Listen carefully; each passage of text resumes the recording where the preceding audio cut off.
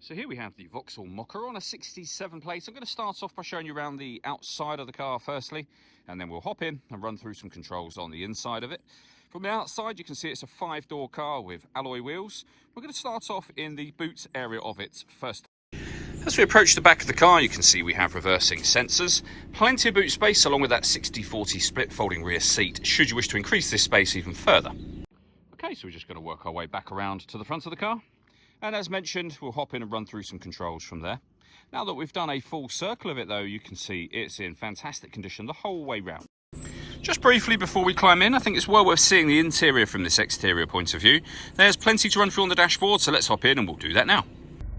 Okay, now that we're inside the car, we're going to start with the dials. Over on the left-hand side, we have the rev counter.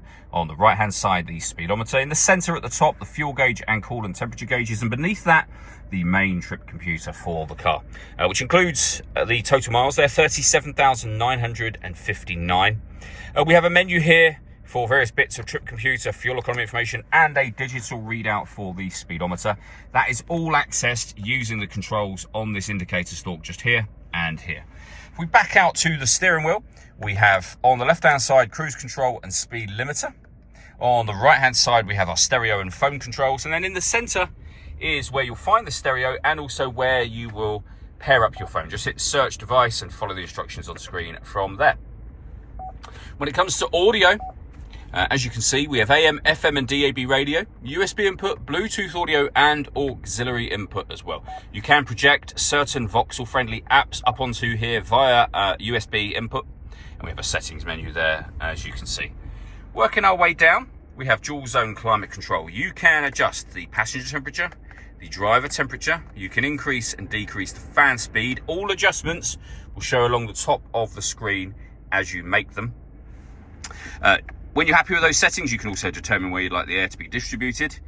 Turning your air conditioning off and on from that button just there, and it's on, of course, when that light shows, or just hit auto. The car will then take full control of the direction of the air and fan speed to maintain the temperatures that you've asked for. You can manually override that whenever you wish to and put it back in your own sort of settings there as well. You can turn your parking sensors on and off from here. We can turn off our traction control, hazard warning lights. This section opens up to reveal USB input, auxiliary input, and a 12-volt charging socket as well. And then we have the gear lever for the 5-speed manual gearbox. All that leaves me to say is thank you for taking the time to watch this video. If you'd like to come and see the car for yourself and have a test drive, please feel free to give us a call here at Surrey Specialist Cars. We'd love to hear from you.